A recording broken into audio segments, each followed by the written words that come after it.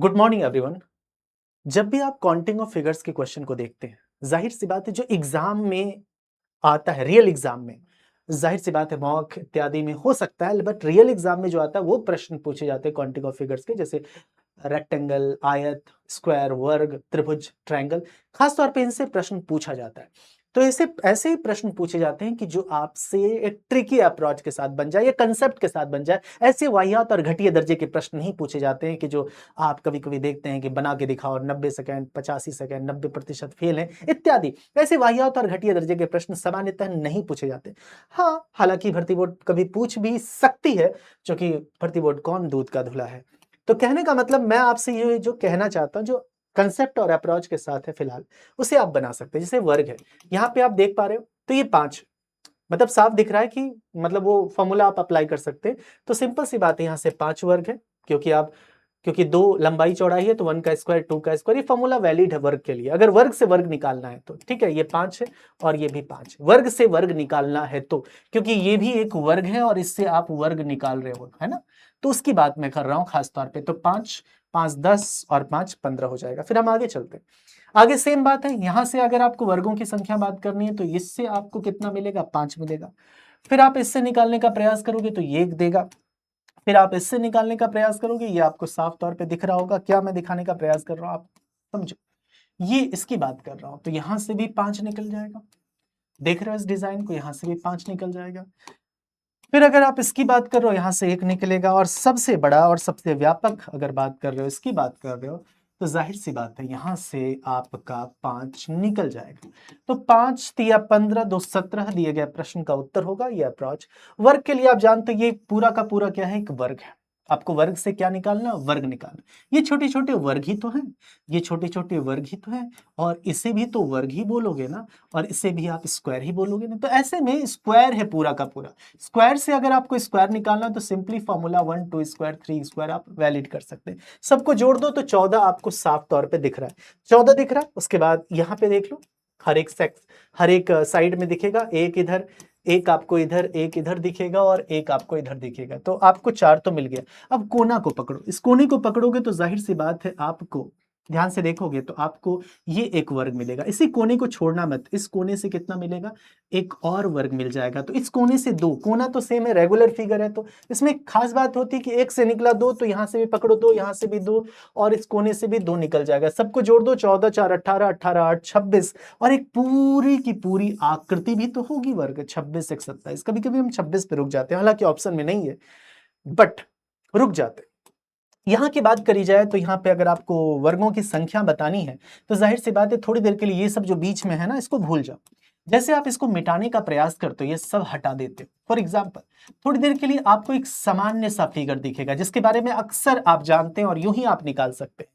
तो इसका मतलब ये हुआ कि इस आकृति में आप अच्छी तरह से जानते हैं ये वर्ग है। इधर भी 4 है ना, इधर भी 4 और इधर भी कितना, इधर भी आपको 4 दिखेगा। तो 4 4 ये फॉर्मूला आप अप्लाई करते हो, 1 का स्क्वायर, 2 का स्क्वायर, 3 का स्क्वायर, 4 का स्क्वायर। तो जाहिर सी बात है ये टोटल वर्ग कितना, 4 का स्क्वायर जोड़ दोगे 16 9 25 4 29 31, तो 30 वर्गों की संख्या तो हो गई, इसमें कोई दो राय नहीं है। उसके बाद आप इस सेक्शन को पकड़ते हो, ये वाला जोन आप पकड़ने का प्रयास करते हो। जैसे आप ये जोन पकड़ते हो तो जाहिर सी बात है ये आपको साफ तौर पे एक वर्ग दिखेगा और यहां से एक वर्ग दिखेगा, एक वर्ग यहां से, और आप वही फॉर्मूला अप्लाई कर सकते हो 5 वाला। तो कुल मिला के यहां से आपको जो दिखेगा वो 5 दिखेगा। तो 30 5 35 हो जाएगा। ऑप्शन के अकॉर्डिंग आप 35 आंसर दे सकते हो। फिर आगे है वर्ग है, लेकिन ये वर्ग से वर्ग निकालना नहीं है आपका, वो फॉर्मूला क्या हो जाएगा, यहाँ फेल हो जाएगा। यहाँ आपको आयत से वर्ग निकालना है। थोड़ी देर के लिए मैं इसको अगर रिमूव कर दूं, अगर मैं इसको हटा दूं, इसको मिटा दूं, फॉर एग्जाम्पल थोड़ी देर के लिए मैं इसको हटा देता हूं, तो आपको दिखने लगेगा कि मैं बात आखिरकार किसकी कर रहा हूं और करने का उसका आधार क्या है। बात समझ में आ रही है। तो जाहिर सी बात है यहाँ पे अगर मैं आपसे बात कर रहा हूं तो आप एक बात गौर करना कि क्या ये जो आकृति है, पूरी की पूरी आकृति जो है, क्या ये वर्ग है, नहीं ये एक आयत है। क्योंकि यहाँ पे देखो 1 2 3 और यहाँ पे 1 2 3 4, लंबाई चौड़ाई अगर बदलेगी, दोनों में अंतर होगा तो आयत होगा, रेक्टेंगल होगा। लंबाई चौड़ाई सेम है तो वर्ग, ये तो सामान्य बात है। इसका मतलब यहाँ पे ये स्क्वायर वाला फॉर्मूला वैलिड नहीं होता। यहाँ पे सिंपल सी बात, इधर 3 है और इधर 1 2 3 4 है, तो ये हमेशा वैलिड होता है। 3 गुना 4 12, एक इधर से भी एक इधर से घटाते जाओ तब तक जब तक इकाई ना आ जाए। तो 2 तिया 6, एक घटाते जाओगे 1 गुना 2, तो ये सब जोड़ के 12 6 18 2 20, 20 हो गया, यहां से तो 20 आएगा। उसके बाद ये जो बीच में रेखाएं आई है, जो लाइंस वगैरह है, तो उससे निकाल लो। तो जाहिर है जब आप इससे निकालने का प्रयास करोगे तो इसमें आपको साफ तौर पे ये दिख जाएगा, ये एक वर्ग है, 1 हो गया, और यहां भी दिख जाएगा ये एक वर्ग है, 2 हो गया, और एक बड़ी जो है वो 1 हो जाएगा। तो 1 1 2 और 1 3, 20 और 3 आपका 23 हो जाएगा, 23। और कुछ है तो बताना। रेक्टेंगल, आयत की जहां तक हम बात करते हैं कि आयत निकालना है, तो आयत के लिए एक सिंपल सा फॉर्मूला होता है। एक बात तो बहुत क्लियर है कि सभी वर्ग आयत होते हैं, ये तो याद कर लो। कभी कभी प्रश्न पूछेगा केवल आयत कितना होगा, वो भी निकाल लेना, लेकिन सामान्यतः अभी हमसे क्या करना है, हमें निकालना है वर्ग, ठीक है।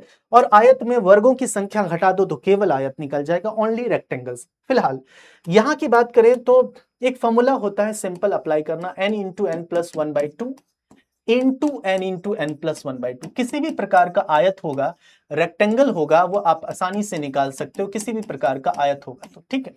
तो इसका मतलब n का मान इधर 2 गुणा 3, n का मान दोनों तरफ क्या है, 2 है ना, तो जाहिर सी बात है 2 गुणा 3/2, ये गुणा 2 गुणा 3/2, दोनों 2 2 कैंसिल, 2 2 कैंसिल, 3 गुणा 3 कितना हो जाएगा, ये 9 हो जाएगा। ये 9 आपने यहां से निकाला, जब 9 यहां से निकाला तो 9 यहां से भी निकलेगा, 9 9 कितना हो जाएगा, 18 हो जाएगा आयतों की संख्या। इस बात का खास तौर पे आपको ध्यान देने की जरूरत है। जब हम आगे चलते हैं तो हमारे पास फिर से एक आयत आता है कि आयत बताओ इसमें कितना होगा, रेक्टेंगल्स, आयतों की संख्या इसमें बतानी। मैं फिर से बोल रहा हूं, आयतों की संख्या, अभी जो मैं बात कर रहा हूं आयतों की संख्या। आप एक बात देखो, जहां पे ट्रिक है वहां पे ट्रिक का यूज करो, जहां पे कंसेप्ट है, कंसेप्ट का मतलब सिंपल सी बात होता है, ट्रिक और एक लॉजिक को बैलेंस करने का मतलब ही कंसेप्ट होता है। यहां पे देखोगे तो यहाँ पे सिंपल सी बात है, n का मान 3 है, n का मान 1 है, तो 3 कितना देगा, 3 कितना देगा, 3 गुना 4/2 6 देगा, और 1 कितना देगा, 1 गुना 2/2 n इंटू एन प्लस 1/2, तो जाहिर सी बात 1 गुना 2/2 1 देगा, तो यहाँ पे आ जाएगा आपका 6।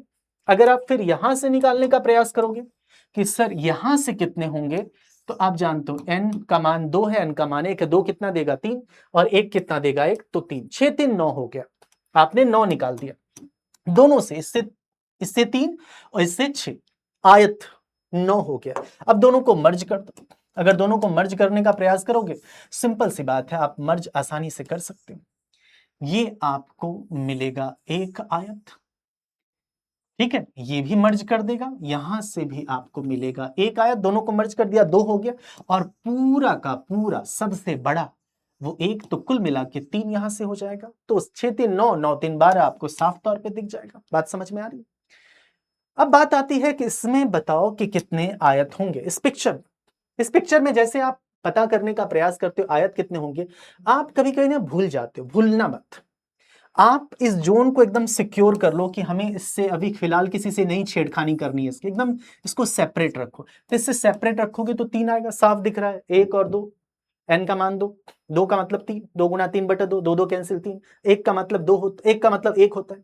मतलब मैं कहना ये चाह रहा हूं n into N plus 1/2 into N plus 1/2, यही बार बार दिमाग में घुमाता हूं। एक तरफ n का मान 2 है, एक तरफ n का मान 1 है। 2 कितना देगा, n का मान 2 रखोगे तो कितना देगा, 3 देगा, n का मान यहाँ पे 1 रखोगे तो कितना देगा, 1 देगा, 3 गुना 1 कितना होगा, 3 होगा। यही बात मैं बार बार कह रहा हूं आपसे। जाहिर है यहां की बात करोगे तो यहां से आपको साफ तौर पे ऐसे दिख जाएगा, यहां से 3 1 4 और सब मिला के 5 5 हो गया। और केवल इसकी बात करोगे, केवल इसकी बात करोगे तो सबको दिख रहा है 1 होगा, तो कुल मिला के 5 3 8 1 9 हो गया। 9 आपको साफ तौर पे दिख रहा है। जब 9 दिख रहा है तो आओ मर्ज करके बना लेते हैं, आओ मर्ज करते हैं। अगर आप मर्ज कर रहे हो तो जाहिर सी बात है, यहां से एक जाओगे, यहां मर्ज करोगे तो ये 1 बनाएगा, बनाएगा या नहीं बनाएगा, बेशक बनाएगा। उसके बाद ये आपका सब दोनों को मिलाकर 1 बन गया, और जाहिर सी बात है एक और बनेगा सर, ये पूरा का पूरा, और इसके साथ तो कुछ जुड़ के ये लाइन यहां तक तो गई नहीं है जो बनाएगी। बात समझ में आ रही, एक पूरा बनाएगा। तो इसका मतलब 5 3 8 1 9 9 2 11, प्रश्न का आंसर क्या होगा, 11 हो जाएगा। हम आगे चलते हैं, यहाँ पे आयत की बात करें, इससे आपको कोई लेना देना नहीं है, मत समझना कि ये आयत फायत होगा, इससे लाइन से, ये लाइन केवल आपको डेविएट करने के लिए दिया गया है। यहाँ पे सिंपल सी बात, ये लाइन हो ना हो, आयतों की संख्या 9 होंगी। हाँ, त्रिभुजों की संख्या में डिफर हो सकता है, लेकिन त्रिभुजों की संख्या फिलहाल नहीं बात कर रहे। आयतों की संख्या 9 होगी, बात खत्म। क्योंकि n का मान क्या है, n का मान 1, इधर इधर n का मान दोनों तरफ 2 2 है, तो n इंटू एन प्लस 1/2, यही होता है ना आयत का formula, n into N plus 1/2, चाहे छोटा निकालो बड़ा निकालो। n का मान इधर 2 है, n का मान इधर 2 है, दो मान रख दोगे, 2 गुना 3/2 3 आ जाएगा, और यहाँ पे दो मान रख दोगे तो 2 गुना 3/2 कितना आ जाएगा, 3 आ जाएगा, 3 गुना 3 करोगे 9 आ जाएगा, तो प्रश्न का उत्तर 9 होगा। यानी ये सब तो चीजें रट ली जाती हैं, करते करते करते आप अभ्यस्त हो जाते हो। आपको ये सब से कोई लेना देना नहीं है, कोई लेना देना नहीं है। तो जाहिर सी बात यहाँ पे n का मान 2, n का मान इधर भी 2, तो जाहिर सी बात है आयतों की संख्या 9 हो जाएंगी। केवल डिजाइन से, हालांकि इसका कोई मतलब नहीं है आयतों की संख्या से, क्योंकि मर्ज करके आप ऐसे बना थोड़ी सकते हो कि आयत है, तो आप ये भी नहीं कर सकते हो आप आसानी से। अब रही बात, इसमें आयतों की संख्या आपको निकालनी। आप एक जोन को पकड़ा करो, जैसे आप जोन को पकड़ोगे, कहा जाता है फिगर रेगुलर है। अगर आप गौर करो, केवल आपको गुणा करना होता है। फिगर चाहे कितना भी बड़ा हो, कभी कभी हमें रेगुलर फिगर में चीजें आसानी होती है, और परीक्षक ऐसे प्रश्न देता है एग्जामिनर। इसका मतलब अगर हम यहाँ की बात करें तो 3 है, तो जाहिर सी बात है सेम डिजाइन यहाँ भी है, यहाँ भी 3 है, सेम डिजाइन यहाँ भी, यहाँ भी 3 है, यहाँ भी 3 है, सब जगह 3 3 है, 3 चौके 12 हो जाता है। अब जाके कोना पकड़ो, अगर इसका कोना पकड़ लोगे तो जाहिर सी बात है इस कोना पकड़ने से आपको क्या दिखेगा, ये 1 दिखेगा। इस कोना को पकड़ोगे तो 1 दिखेगा, इसी कोना को पकड़ने का प्रयास करोगे तो यहां से आपको क्या दिखेगा, 2 दिखेगा। इसका मतलब इस कोना से 2 दिखेगा, इस कोना से भी, क्योंकि रेगुलर फिगर है, यही मजा है रेगुलर का कि एक बार कर लो, सब में गुणा कर दो, 2 चौकी 8 दिखेगा। तो 12 8 20 हो गया, एक प्रॉपर पूरा का पूरा। ये एक है आपका पूरा का पूरा, वो 1 दिखेगा, 12 8 20 और 20 1 21 हो जाएगा। बात समझ में आ रही है? तो इस तरह से आप क्वेश्चन का आंसर कर सकते हैं। इसमें भी आप बात करोगे n का मान 1 2 3 और इधर कितना है 2, तो सेम फॉर्मूला आपके पास है। फॉर्मूला क्या है, n इंटू एन प्लस 1/2। मैं बार बार बोल रहा हूं n इंटू एन प्लस 1/2, ये वैलिड है आयत के लिए। तो n का मान एक तरफ क्या रख दो, 3 रख दो, n का मान एक तरफ 2 रख दो, 3 रख दोगे, 3 गुना 4/2 6 हो जाएगा। इधर रख दोगे n का मान 2, 2 गुना 3/2, 2 2 कैंसिल, 3 हो जाएगा, 6 गुना 3 कितना, 18 हो जाएगा। तो आयतों की संख्या कितनी हो जाएंगी, 18 हो जाएंगी आयतों की संख्या। तो मैं आपको ये पूछना चाहता हूं, इसमें बताना इस प्रश्न में कि आयतों की संख्या कितनी होगी, इस प्रश्न में बताने का प्रयास करना। और एक लास्ट क्वेश्चन, इसमें भी बता देना आयतों की संख्या कितनी होगी। लेकिन खास बात है कि ये लाइन पूरी नहीं है, नहीं तो आपका फॉर्मूला तुरंत फिट हो जाता।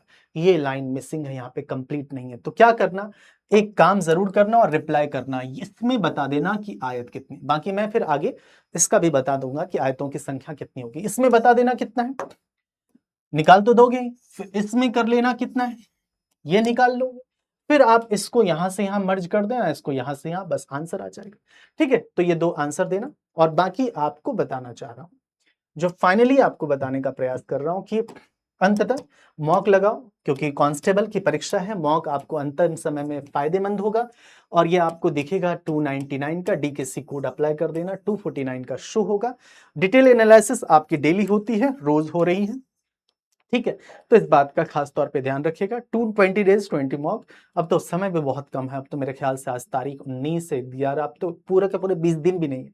कोशिश करें कि एक दिन में 2 मॉक लगाएं, लेकिन मॉक लगा, अगर पहले से लगा रहे हो तो अच्छी बात है। मॉक बहुत जरूरी होता है, स्पीड आपको बरकरार मिलता है, आपको ये भी सिली मिस्टेक्स क्या करते हैं ये भी आपको देखने को मिलता है।